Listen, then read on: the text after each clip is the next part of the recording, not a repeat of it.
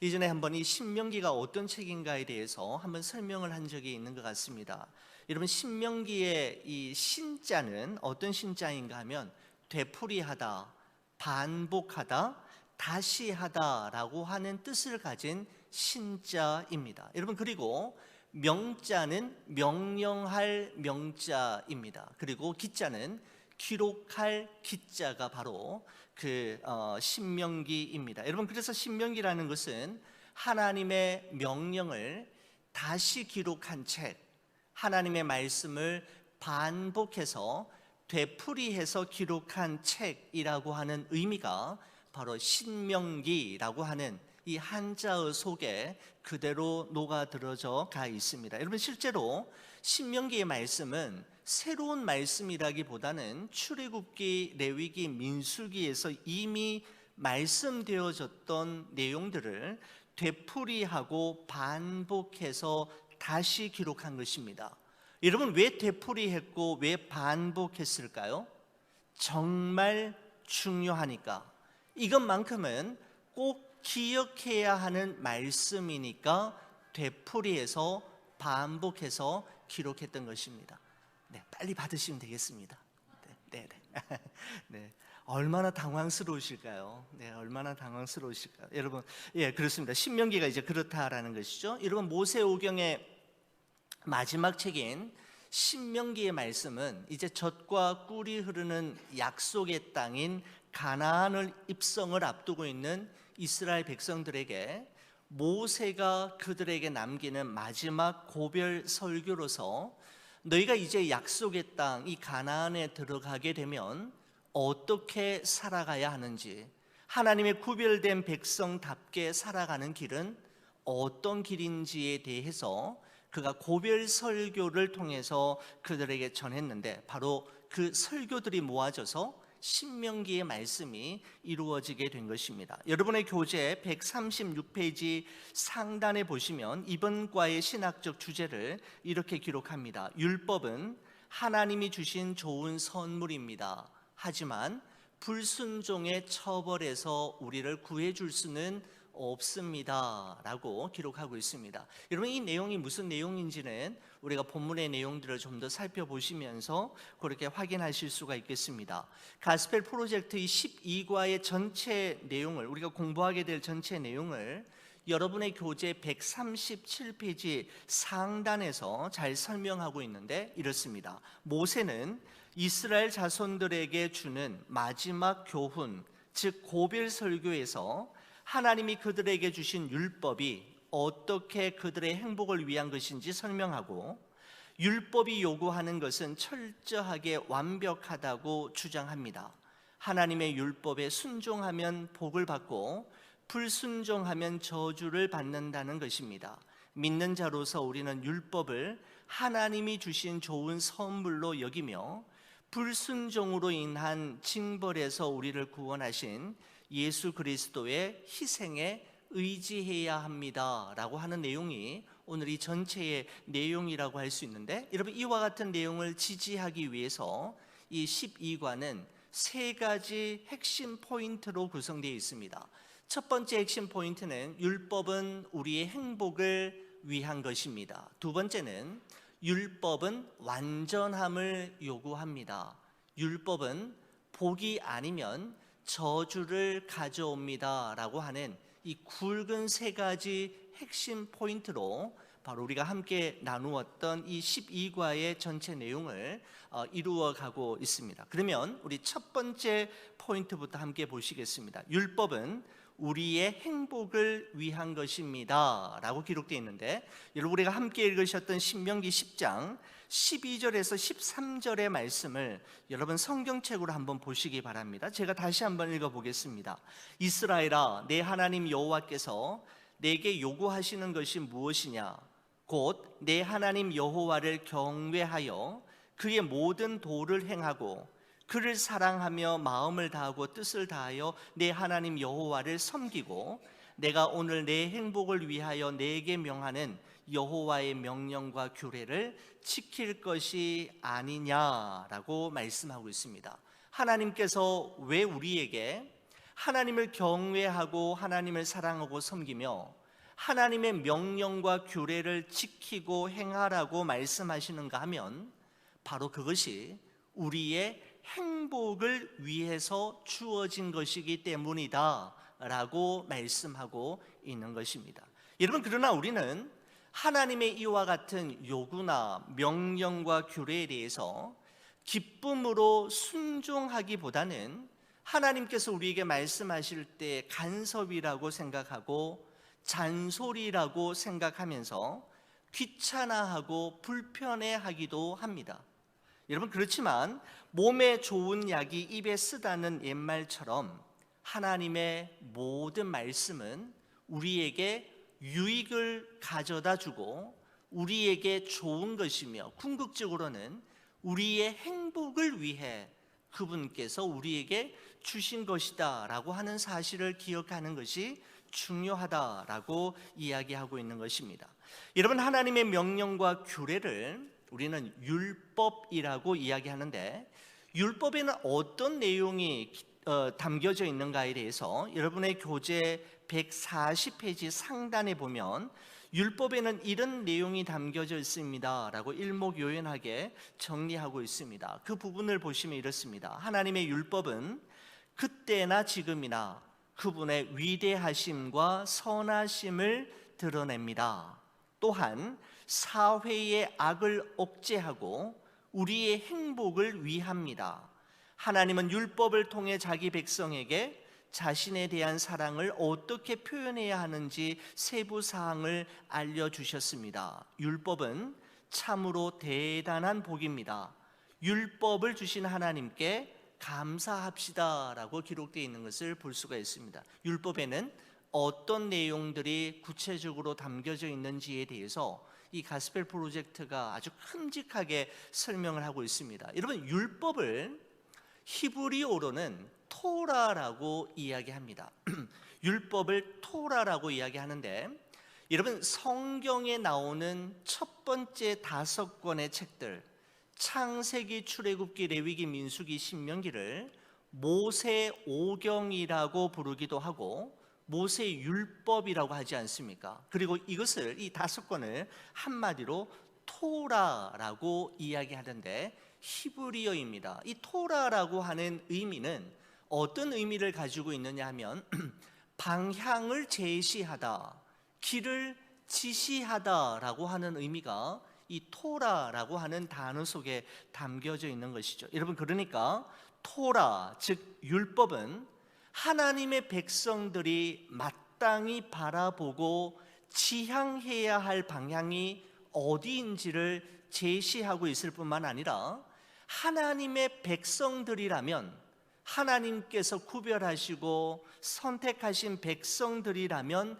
그들이 마땅히 가야 할 길이 어디인지를, 그리고 무엇인지를 지시하는 것이 바로 토라라는 것이죠. 여러분, 그래서 저는 이 율법, 이 토라를 나침반과 같고 또한 내비게이션과 같다라고 생각합니다.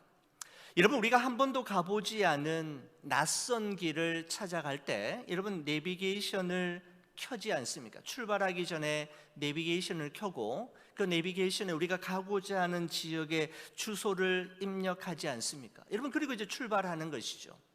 여러분, 출발하다 보면은 내가 예상했던, 내가 기대했던 방향과는 달리 전혀 뜻밖의 방향으로 나오기도 하지만은 나의 생각과 나의 의견, 나의 예상을 잠시 유보하고 내비게이션이 안내하는 대로 가기만 하면 결국은 그 목적지에 최단시간에 도착할 수 있게 되지 않습니까? 여러분, 이처럼 하나님의 자녀들 역시 때로는 하나님의 말씀이 너무 부담이 되고 하나님의 말씀이 정확하게 이해가 되지 않아서 애매모호하게 다가오기도 하고 이해가 되지 않고 납득이 되지 않는 것처럼 보여도 나의 생각과 견해와 추측과 예상을 잠시 유보하고 하나님의 명령과 규례를 따라 가면 결국은 하나님께서 약속하신 그 약속의 땅, 젖과 꿀이 흐르는 영적 가나안 땅에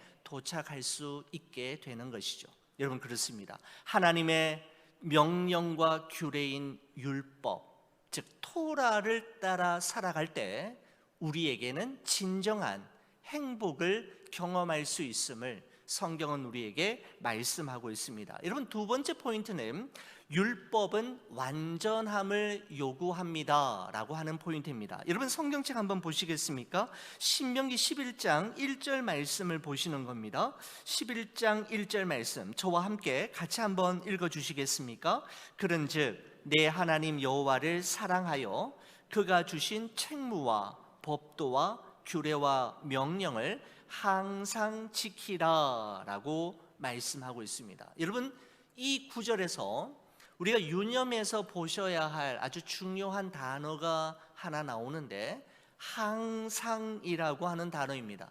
always라고 하는 단어가 기록되어 있습니다. 여호와 하나님을 사랑하고 그의 책무와 법도와 규례와 명령을 지키되 어떻게 지키라고 말씀하고 있느냐 하면 항상 지키라 라고 말씀하고 있습니다.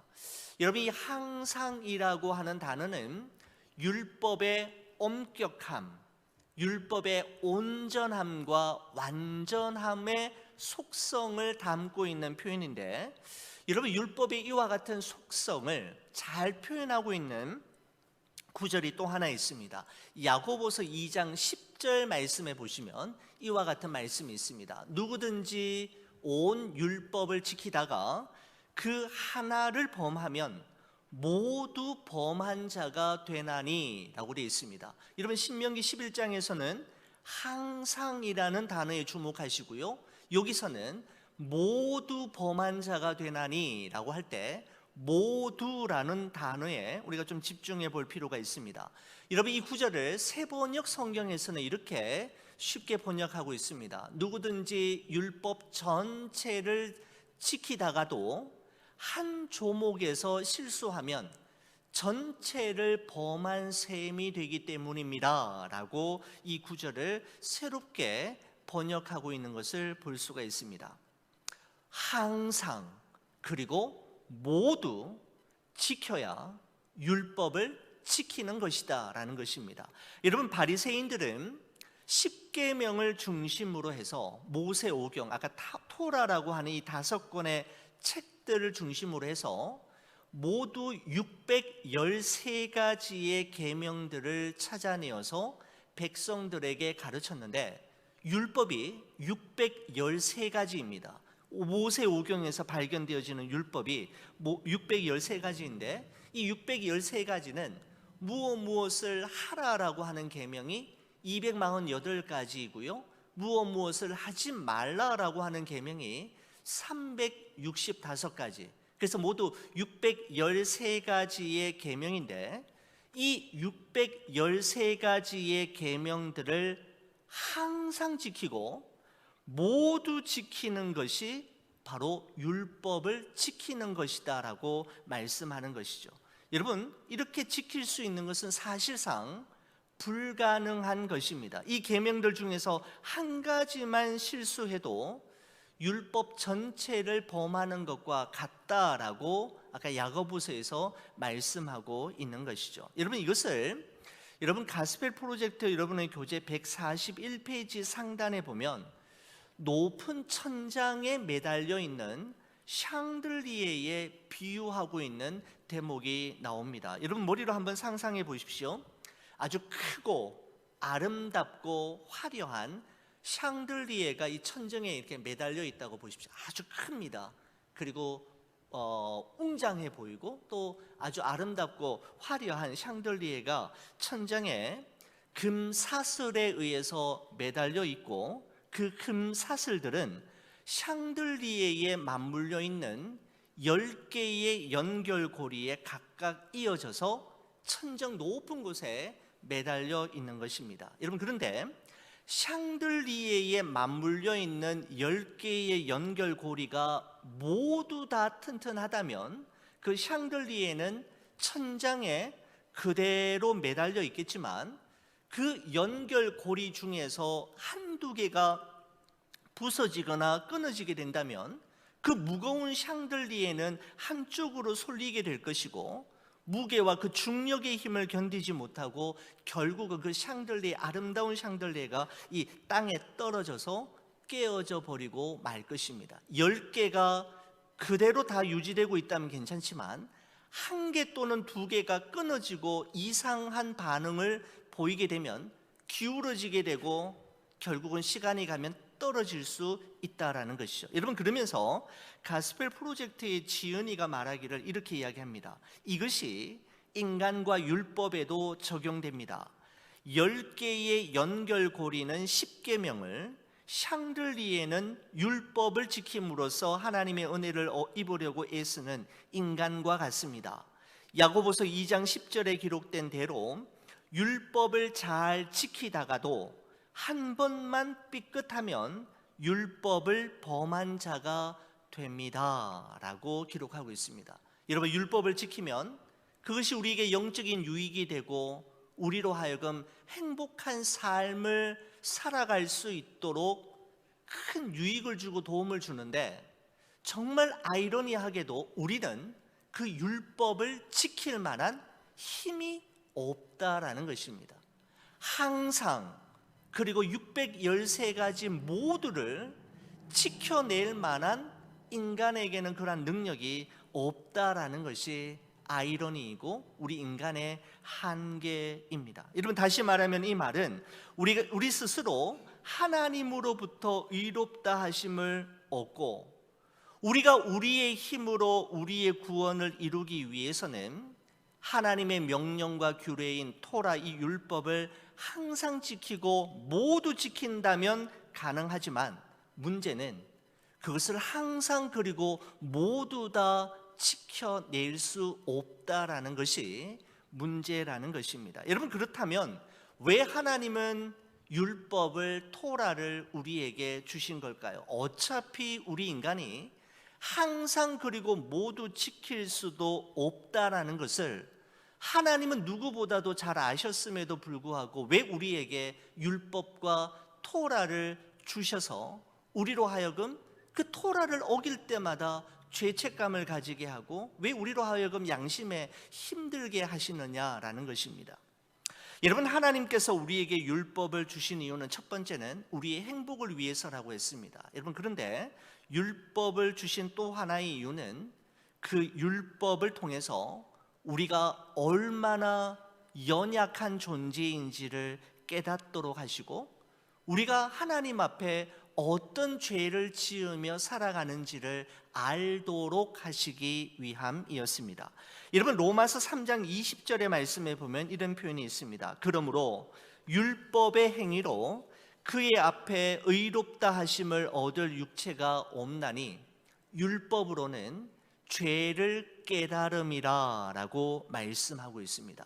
율법으로 의롭다함을 얻기 위해서 율법을 주신 것이 아니라 율법을 주신 것은 죄를 깨닫도록 하시기 위함이라는 것입니다. 율법이 없으면 무엇이 죄인지도 알 수 없고 내가 죄인인지도 알 수 없으며 우리가 하나님으로부터 얼마나 멀어져 떨어져 있는지를 알 길이 없지만 우리는 율법을 통해 내가 하나님 앞에 얼마나 연약하고 하나님 앞에 얼마나 큰 죄인인지를 깨닫게 되는 것이죠.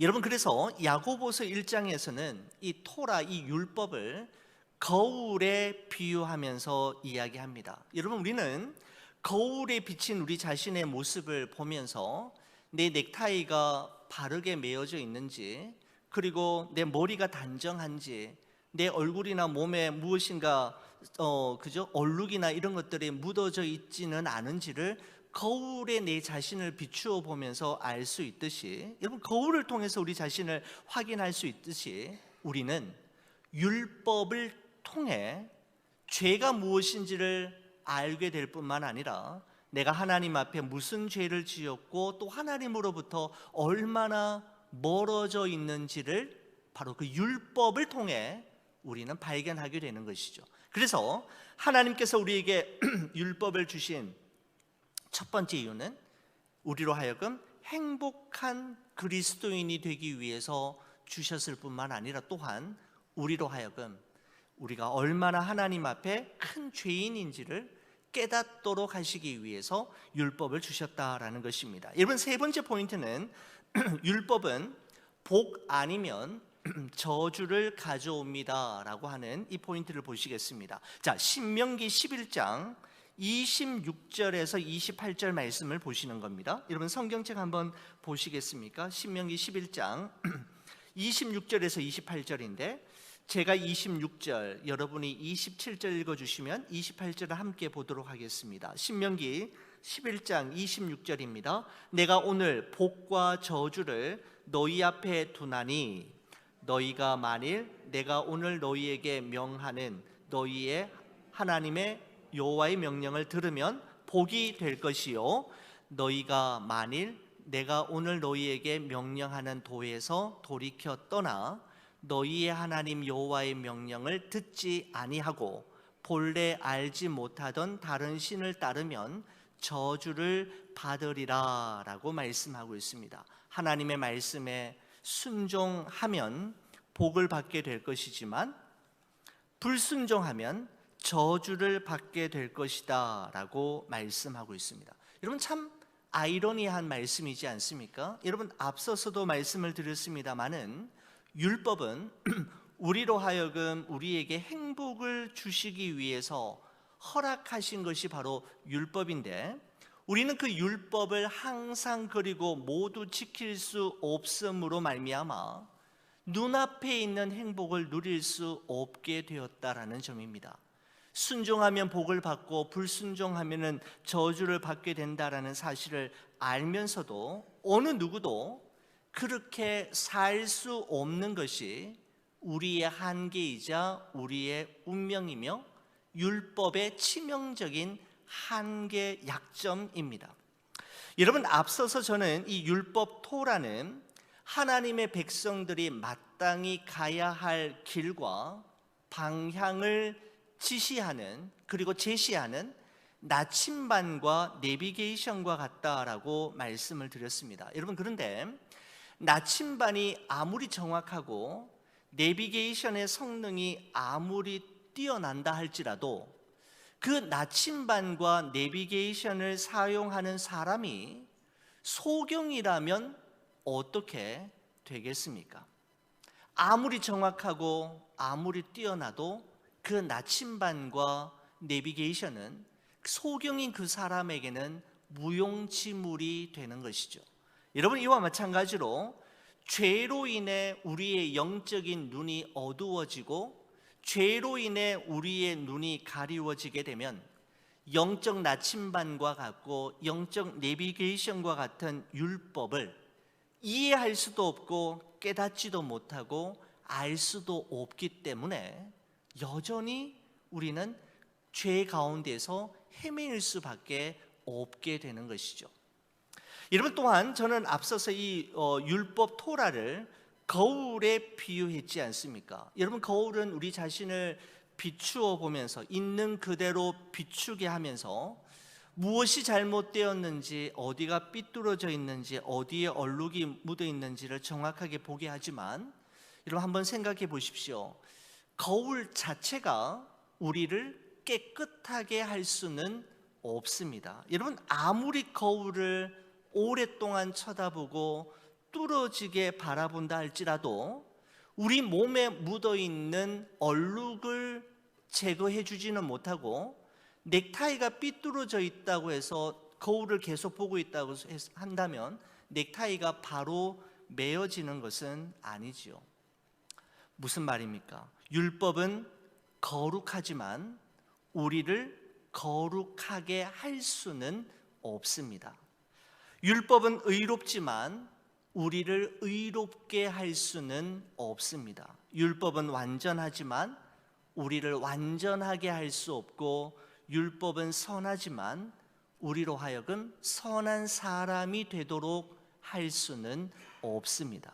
여러분, 율법은 우리가 무슨 죄를 지었는지를 정확하게 보여주고 깨닫게 해주기는 하지만 우리의 죄를 씻어줄 수는 없는 것이죠.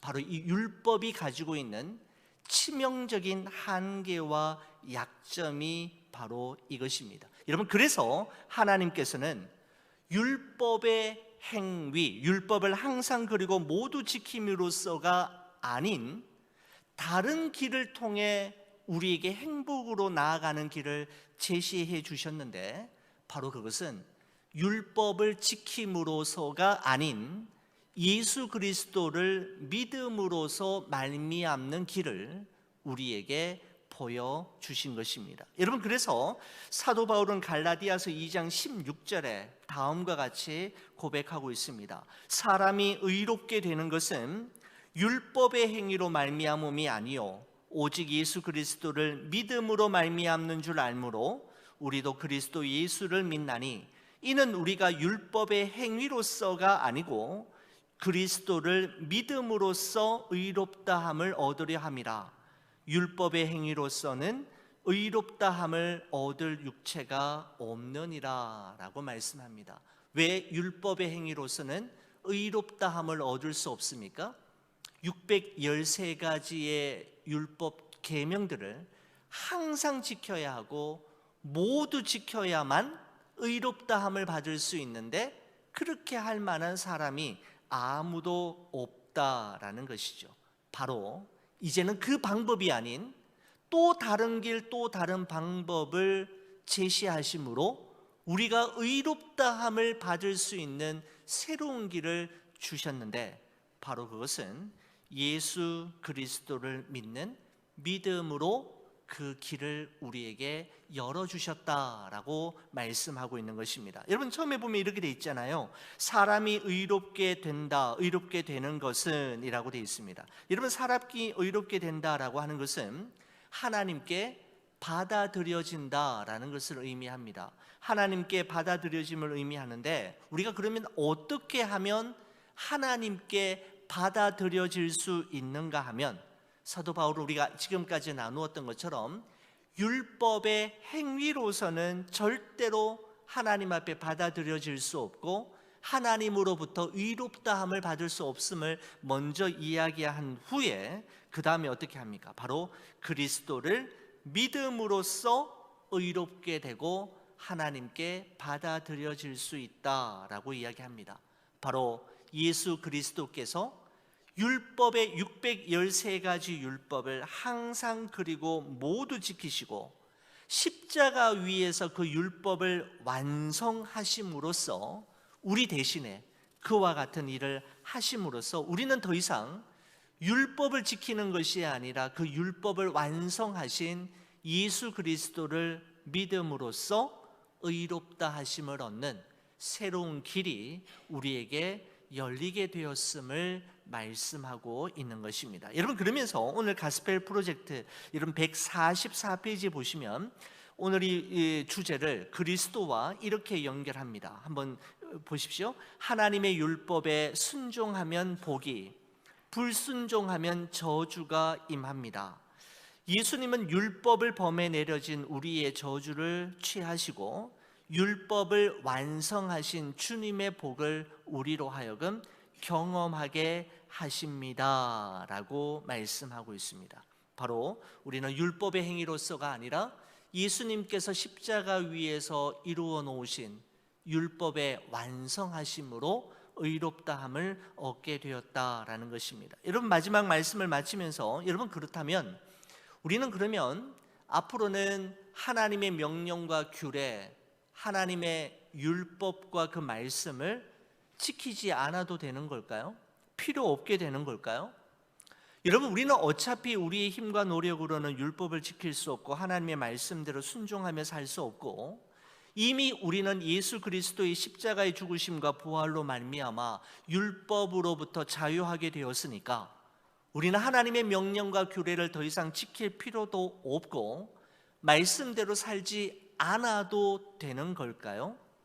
여러분, 그렇지 않습니다. 하나님의 명령과 규례는 우리 그리스도인으로 하여금 죄가 무엇인지를 깨닫게 함으로써 죄를 회개하게 만들고 하나님과 얼마나 멀리 떨어져 있는지를 발견하게 함으로써 하나님과 더 가까이 하나님께로 더 가까이 다가가게 만드는 것이 바로 하나님의 율법, 명령과 규례입니다. 바로 하나님의 명령과 규례는 하나님의 백성답게 살아가는 길과 하나님을 기쁘시게 하는 길이 무엇인지를 우리에게 제시해 주기 때문에 우리는 이 말씀을 계속해서 묵상하고 알아가고 말씀대로 살아가는 훈련을 해야만 하는 것이죠. 여러분, 우리는 율법을 통해 의롭다 하심을 받고 구원을 받을 수는 없지만 우리는 율법을 통해 하나님을 어떻게 예배하고 하나님을 어떻게 사랑해야 하는지를 알 수가 있는 것입니다. 바로 우리의 율법의 행위가 아닌 예수 그리스도를 믿음으로 의롭다 하게 하신 하나님께 모든 영광을 올려드리는 여러분과 제가 되기를 간절히 축원을 드립니다.